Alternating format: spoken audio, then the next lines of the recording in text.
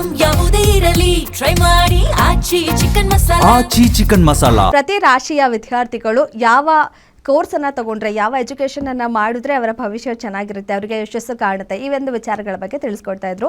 So ಇವತ್ತಿನ ಕಾರ್ಯಕ್ರಮದಲ್ಲಿ ಕನ್ಯಾ ರಾಶಿ ಹಾಗೆ ಮೇಷ ರಾಶಿ ಈ ಒಂದು ವಿದ್ಯಾರ್ಥಿಗಳು ಯಾವ ಕೋರ್ಸ್ ಅನ್ನ ತಗೊಂಡ್ರೆ ಅವರಿಗೆ ಎಜುಕೇಶನ್ ಚೆನ್ನಾಗಿ ಆಗುತ್ತೆ, ಈ ಒಂದು ವಿಚಾರಗಳ ಬಗ್ಗೆ ಇವತ್ತಿನ ಕಾರ್ಯಕ್ರಮದಲ್ಲಿ ತಿಳಿಸ್ಕೊಡೋಕೆ ನಮ್ಮ ಜೊತೆ ಇದ್ದಾರೆ ಖ್ಯಾತ ಕ್ರಿಸ್ಟಲ್ ತಜ್ಞೆ ಮೀತಾ ಅವರು. ಅವರನ್ನ ಕಾರ್ಯಕ್ರಮಕ್ಕೆ ಸ್ವಾಗತ ಮಾಡೋಣ. ಮೇಡಮ್ ನಮಸ್ತೆ, ಕಾರ್ಯಕ್ರಮಕ್ಕೆ ಸ್ವಾಗತ. ನಮಸ್ತೆ.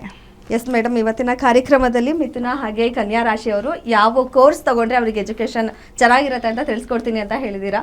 ಸೊ ಹೇಳ್ತಾ ಹೋಗೋದಾದ್ರೆ ಅದ್ರ ಬಗ್ಗೆ ನೋಡಿ, ಮಿಥುನ ಮತ್ತು ಕನ್ಯಾ ರಾಶಿಯವರು, ಮೊನ್ನೆ ನಾನು ಮೇಷ ಮತ್ತು ವೃಶ್ಚಿಕ ರಾಶಿಯವ್ರ ಬಗ್ಗೆ ಹೇಳಿದೆ. ಯಾಕಂದರೆ ದಿನಾನು ಯಾಕಂದರೆ ಇವಾಗಿನ ಸ್ಟೂಡೆಂಟ್ಸು ಏನು ತಗೋಬೇಕು, ಏನು ಓದಬೇಕು, ನಾವು ಯಾವುದ್ರಲ್ಲಿ ಮುಂದೆ ಬರ್ತೀವಿ ಅನ್ನೋದನ್ನ ಗೊಂದಲ ಇರುತ್ತೆ. ಸೊ ಹಾಗಾಗಿ ಬರ್ತಾ ಇರ್ತಾರೆ. ಬಟ್ ಮಿಥುನ ಮತ್ತು ಕನ್ಯಾ ಅಂತ ಬಂದಾಗ, ಮಿಥುನ ಮತ್ತು ಕನ್ಯಾ ರಾಶಿಯವರಿಗೆ ಬುಧ ಅಧಿಪತಿ ಆಗಿರ್ತಾನೆ. ಸೊ ಬುಧ ಅಧಿಪತಿ ಆದಾಗ, ಬುಧ ಅಂತ ಅಂದ್ರೇ ಮರ್ಕ್ಯೂರಿ. ಯಾಕಂದರೆ ತುಂಬ ಅತಿ ಹೆಚ್ಚು ಬುದ್ಧಿವಂತರು ಮಿಥುನ ಮತ್ತು ಕನ್ಯಾ ರಾಶಿಯವರು. ಆದರೆ ಎಲ್ಲೋ ಒಂದು ಸತಿ ತುಂಬ ದಡ್ಡರಾಗೋದು ಕೂಡ ಅವರೇ ಆಗಿರ್ತಾರೆ.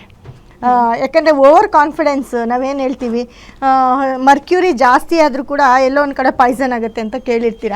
ಸೊ ಹಾಗಾಗಿ ಅತಿ ಹೆಚ್ಚು ಓದ್ಕೊಂಡು, ಅತಿ ಹೆಚ್ಚು ಬುದ್ಧಿವಂತಿಕೆತನ ಮಾಡಿಕೊಂಡು ಎಲ್ಲೋ ಒಂದು ಕಡೆ ಅವರ ಸೆಲ್ಫ್ ಕಾನ್ಫಿಡೆನ್ಸ್ನ ಒಂದೊಂದು ಸತಿ ಕಳ್ಕೊಳ್ಳೋವಂಥವ್ರು ಕೂಡ ಅವರೇ ಆಗಿರ್ತಾರೆ. ಅಂದರೆ ಒಂದೊಂದು ಸತಿ ರಾಂಗ್ ಡಿಸಿಷನ್ ತೊಗೊಂಡ್ಬಿಡ್ತಾರೆ.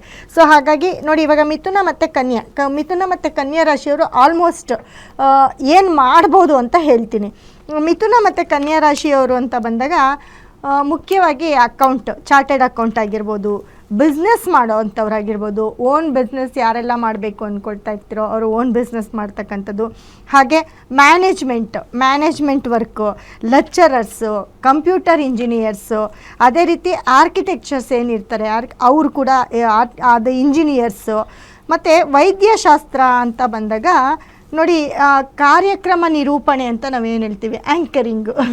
ಸೊ ಇದು ಕೂಡ ಬುಧ ತುಂಬ ಚೆನ್ನಾಗಿದ್ದಾನೆ. ಯಾಕಂತಂದರೆ ಅವ್ರಿಗೆಲ್ಲ ಮಾತು ತುಂಬ ಚೆನ್ನಾಗಿ ಬಾಯಲ್ಲೇ ಇರಬೇಕಾಗತ್ತೆ. ಬುಧ ತುಂಬ ಚೆನ್ನಾಗಿರಬೇಕು.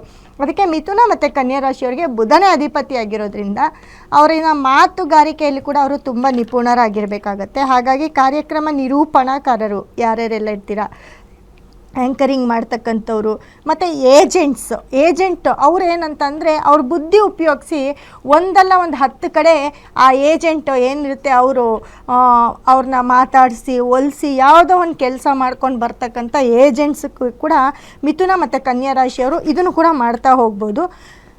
ಜೊತೆಗೆ ಜ್ಯೋತಿಷ್ಯ ಶಾಸ್ತ್ರ, ಯಾಕಂದರೆ ಬುಧ ತುಂಬ ಚೆನ್ನಾಗಿದ್ದಾಗ ಜ್ಯೋತಿಷ್ಯವನ್ನು ಕೂಡ ಕಲಿಯೋದು ಅಂತಂದರೆ ಮಾತು. ಇದರಲ್ಲೆಲ್ಲ ಮೇಯ್ನ್ ಏನಪ್ಪ ಅಂತಂದರೆ ನಮ್ಮ ಮಾತೇ ನಮಗೆ ಬಂಡವಾಳ ಆಗಿರುತ್ತೆ. ಇವಾಗ ಆ್ಯಂಕರಿಂಗ್ ಅಷ್ಟೇ, ಅವ್ರು ಮಾತಾಡೋದು, ಅವ್ರ ಹಾವಭಾವ, ಮಾತು ಒಂದು ಚೆನ್ನಾಗಿ ಬರ್ತಾ ಇದ್ದರೆ, ಅಂದರೆ ಬಾಯಲ್ಲಿ ನಿಲ್ದೀರ ಮಾತಾಡ್ತಾ ಇದ್ದರೆ ಖಂಡಿತ ಅವರು ಈ ಥರದ್ದು ಒಂದು ವಾಸ್ತುಶಾಸ್ತ್ರ ಆಗಿರ್ಬೋದು, ಜ್ಯೋತಿಷ್ಶಾಸ್ತ್ರ ಆಗಿರ್ಬೋದು, ಪುರೋಹಿತ್ಯ ಅಂತ ನಾವೇನು ಹೇಳ್ತೀವಿ, ಬಾಯಲ್ಲಿ ಬರ್ತಾ ಇರಬೇಕು ಮಾತು, ಇದೆಲ್ಲವೂ ಕೂಡ ಮಿಥುನ ಮತ್ತು ಕನ್ಯಾ ರಾಶಿಯವ್ರಿಗೆ ಇದೆಲ್ಲನೂ ತುಂಬ ಚೆನ್ನಾಗಿರುತ್ತೆ.